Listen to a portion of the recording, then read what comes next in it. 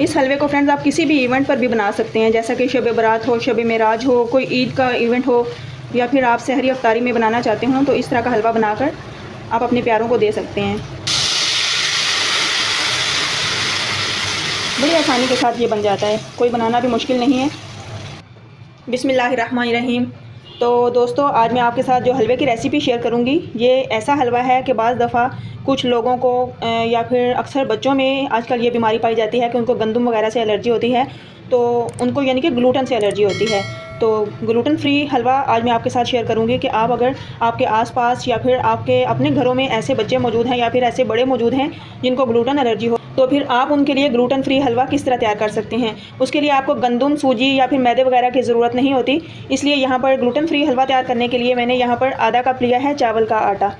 चावल का आटा चक्की से दस्तयाब होता है, चक्की से आपको आसानी के साथ मिल जाता है। ये देखें, इस तरह का दानेदार सा होता है, बिल्कुल ऐसे सूजी की तरह का ही होगा, लेकिन ये चावल का आटा होता है। ठीक है, अगर आप बहुत ज़्यादा मोटा लेंगे तो वो भी चल सकता है, लेकिन अगर सूजी की तरह दानेदार हो तो वो भी चल सकता है। अच्छा, हाफ़ कप यहाँ पर मैंने लिया है चावल का आटा, और ये हाफ़ कप ही मैं ले रही हूँ बेसन। दानेदार बेसन मैं यहाँ पर यूज़ करूँगी।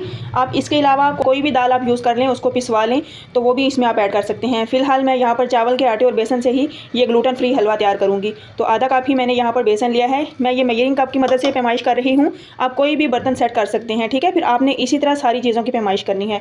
तो यहाँ पर हाफ़ कप हमने ये दोनों चीज़ें ले ली। कुल मिला के ये 1 कप बन चुका है। तो यहाँ पर 1 कप हम दूध का यूज़ करेंगे। इसके अंदर डाल देंगे दूध, और 1 कप ही मैं यहाँ पर पानी ऐड करूँगी। आप चाहें तो 2 कप भरकर दूध ले सकते हैं, या फिर 2 कप आप पानी भी ले सकते हैं, जिस तरह आप बनाना चाहते हो। तो मैंने दोनों चीज़ों का 1-1 कप लिया है। अच्छे से इन तमाम चीज़ों को हम मिक्स करेंगे ताकि इसमें गुठलियाँ ना रहें।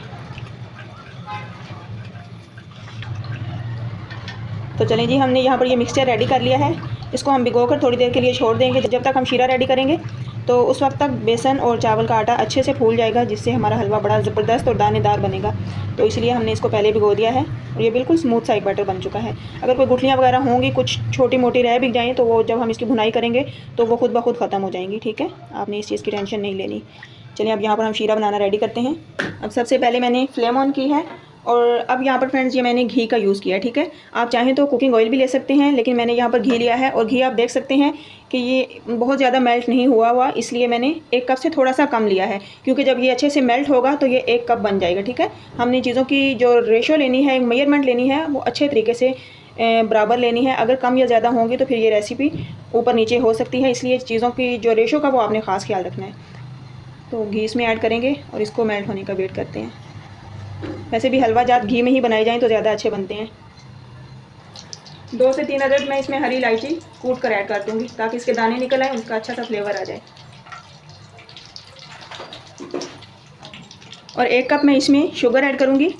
अगर आप मीठा लवर हैं तो आप थोड़ा सा मीठा ज़्यादा भी डाल सकते हैं, और अगर आप कम मीठा पसंद करते हैं तो आप इसमें से तकरीबन 2 चम्मच मीठा कम कर दें। 2 या 3 चम्मच आप इसमें से मीठा निकाल सकते हैं। चलिए, यहाँ पर चीनी ऐड करेंगे। अब यहाँ पर चीनी को हम घी में हल्का सा कैरामलाइज़ करेंगे, जिससे फिर इसका कलर भी खूबसूरत सा गोल्डन सा आ जाएगा। इस तरह हलवे का टेस्ट भी बहुत बढ़िया बनेगा और कलर भी बहुत ज़्यादा खूबसूरत आएगा। तो बस आपने इसको छोड़ना नहीं है, इसी तरह आपने बराबर हिलाते हुए इसको फ्राई करना है, ताकि खूबसूरत सा कलर आ जाए। अब यहाँ पर चीनी इकट्ठी होनी शुरू हो गई है। तो बस ये देखें, चीनी पहले इकट्ठी हो गई थी और अब आहिस्ता आहिस्ता ये मेल्ट होनी शुरू हो गई है। साथ ही इसका कलर भी आ जाएगा जो कि हमें चाहिए। तो दोस्तों, आपने यहाँ पर एक चीज़ का ख़ास ख्याल रखना है कि इसको आपने बहुत ज़्यादा कलर नहीं देना, वरना फिर हलवे का टेस्ट भी कड़वा हो जाता है। खूबसूरत सा गोल्डन सा जब कलर आएगा ना, तो बस फिर हम इसमें अपना बैटर डाल देंगे, जिससे हलवे का कलर बड़ा खूबसूरत सा आ जाता है। आप चाहें तो इसको थोड़ा सा मज़ीद भी डार्क कर सकते हैं, लेकिन मैं फ़िलहाल इसको इतना ही रखूँगी। तो यहाँ पर ये देखें, चीनी अच्छे से मेल्ट भी हो गई है और उसका बड़ा खूबसूरत सा कलर भी आ गया है। तो अब हम इसमें वो बैटर ऐड करते हैं जो कि हमने बना कर रखा है। तो एक बार इसको हम अच्छे से मिक्स कर लेंगे, ताकि जो नीचे बैठा हुआ चावल और बेसन है वो भी साथ आ जाए, मिल जाए अच्छे से। तो चलिए, आप यहाँ पर हम इसमें डालते हैं।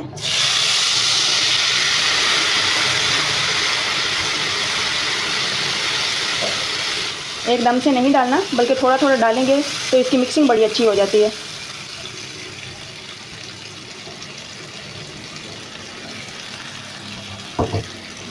चलें जी, अब हम इसकी मिक्सिंग करेंगे।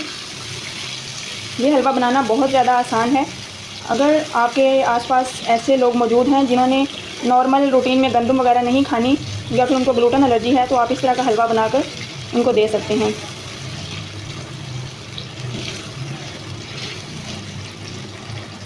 बड़ी आसानी के साथ ये बन जाता है, कोई बनाना भी मुश्किल नहीं है। बस मीडियम सी फ्लेम पर हमने इसको पकाना है। तकरीबन 8 से 10 मिनट इसी तरह हिलाते हुए इसको हम पकाते रहेंगे। तो दोस्तों, मेरी कोशिश यही होती है कि मेरी रेसिपी से आपको कुछ ना कुछ फ़ायदा भी मिले और कुछ सीखने को भी मिले। तो इसीलिए मैं हेल्थ से रिलेटेड भी अक्सर अपनी रेसिपीज़ में ये चीज़ें ऐड करती रहती हूँ। तो इसीलिए फ्रेंड्स, अगर आपको ये मेरी वीडियो ज़रा सी भी पसंद आई, आपने वीडियो को लाइक करना है और इसे आगे ज़्यादा से ज़्यादा शेयर करना है। अगर आप मेरे चैनल पर न्यू हैं तो आपने आसान खाने कुकिंग चैनल को लाजमी सब्सक्राइब करना है। ठीक है, यहाँ पर ये देखें हलवा हमारा सिमटना शुरू हो गया है। बस आपने इसको छोड़ना नहीं, क्योंकि अगर छोड़ेंगे तो फिर इसमें गुठलियाँ वगैरह बन सकती हैं। इस चीज़ का आपने ख़ास ख्याल रखना है। यहाँ पर अगर जो चीनी की जैसे ये गुठली बन गई है ना, तो आपने परेशान नहीं होना। इस तरह की अगर गुठलियाँ बन भी जाएं तो वो खुद ही मेल्ट हो जाएंगी। बस आपका काम है इसको हिलाते रहना, और अगर आपका बाजू थक जाए तो आप किसी दूसरे से हेल्प ले सकते हैं। बस आपने इसको छोड़ना नहीं, लगातार इसी तरह हिलाते हुए इसकी आपने भुनाई करनी है 8 से 10 मिनट। तो मैं इसकी अच्छे से भुनाई कर लेती हूँ, फिर आपसे मिलती हूँ। अच्छा, यहाँ पर आपको लग रहा होगा कि इसमें घी की मिकदार हमने ज़्यादा डाल दी है। ऐसा बिल्कुल भी नहीं है। अगर इसमें ज़्यादा घी होगा तो इसको कुक करना बहुत ज़्यादा ईजी हो जाता है। तो वैसे भी पकाने के बाद अगर आप निकालना चाहें तो इस घी को निकाल सकते हैं। घी तो ऊपर ही आ जाएगा, सेपरेट हो जाएगा, तो हम इसको निकाल भी सकते हैं। इसीलिए आपने टेंशन नहीं लेनी। ये हलवा बहुत ज़्यादा हेल्दी बनकर तैयार होता है और एकदम जेली के से टेक्सचर का ये हलवा हमारा तैयार होता है। बिल्कुल रबड़ी जैसे होती है ना, ऐसा ही हलवा ये तैयार होगा और खाने में बहुत ज़्यादा लजीज होता है। तो यहाँ आप देख सकते हैं हलवे का टेक्सचर कितना ज़बरदस्त आ रहा है ना, बिल्कुल रबड़ी स्टाइल हमारा ये मज़ेदार सा ग्लूटेन फ्री हलवा। इस हलवे को फ्रेंड्स आप किसी भी इवेंट पर भी बना सकते हैं, जैसा कि शब बारात हो, शब मेराज हो, कोई ईद का इवेंट हो, या फिर आप सहरी अफ्तारी में बनाना चाहते हो, तो इस तरह का हलवा बनाकर आप अपने प्यारों को दे सकते हैं। बस इसी तरह हिलाते हुए हमने इसको उलटते पलटते तकरीबन 8 से 10 मिनट इसी तरह भूनना है, ताकि इसका कच्चापन ख़त्म हो जाए और मज़ेदार सा फ्लेवर आ जाए। खाते हुए आपको बेसन वगैरह की जो कच्ची एक महक होती है ना, वो ना आए। तो फ्रेंड्स, मैं आपके साथ ज़बरदस्त किस्म की रेसिपीज़, इसके अलावा मेरे चैनल पर रेमेडीज़ भी मौजूद हैं, शेयर करती रहती हूँ। बस आपने मेरे चैनल का विज़िट लाजमी करना है और आपने मेरी इस वीडियो को ज़्यादा से ज़्यादा शेयर करना है, ताकि किसी का भी भला हो जाए और मेरी छोटी सी कोशिश से कोई फ़ायदा उठा सके। क्योंकि फ्रेंड्स, नेक काम सदका जारिया है। तो जब हम इस तरह की रेसिपीज़ शेयर करते हैं, यही कोशिश होती है कि इससे किसी को कुछ ना कुछ सीखने को मिले और किसी का फ़ायदा हो जाए। तो इसीलिए मैं हेल्थ से रिलेटेड अपने चैनल पर वीडियोज़ लेकर आती रहती हूँ। अच्छा, यहाँ पर आप देख सकते हैं कि इसमें जितना भी हमने घी डाला था ना, ये एक्स्ट्रा घी निकल आया है। तो हम इसको साइड पे कर देंगे, क्योंकि हलवा हमारा रेडी हो चुका है। फ्लेम हम इसकी ऑफ करते हैं और इस हलवे को ना ये हम इस तरह रख देंगे थोड़ी देर के लिए। थोड़ा सा ना इसको इस तरह टेढ़ा करके रखेंगे, ताकि जितना भी घी है ना ये सेपरेट हो जाए। फिर हम इस घी को निकाल देंगे और हलवे को हम बाद में सर्व करेंगे। ठीक है, ताकि सेहत के लिए भी अच्छा होना। अगर ज़्यादा घी होगा तो वो अनहेल्दी रहेगा। तो मैं यहाँ पर एक्स्ट्रा घी निकाल दूँगी, क्योंकि ये मेल्टेड है ना, तो आसानी के साथ निकल जाएगा। थोड़ा सा एहतियात के साथ आपने ये काम करना है, ताकि कोई छींटा वगैरह आपके ऊपर ना पड़े। एहतियात बहुत ज़्यादा ज़रूरी होती है कुकिंग में। चलें, यहाँ पर हमने घी निकाल दिया है। हल्का सा घी इसमें होना चाहिए, ताकि हलवे की शाइनिंग बरकरार रहे। दोबारा किसी भी रेसिपी में या फिर पराठे वगैरह के लिए यूज़ कर सकते हैं।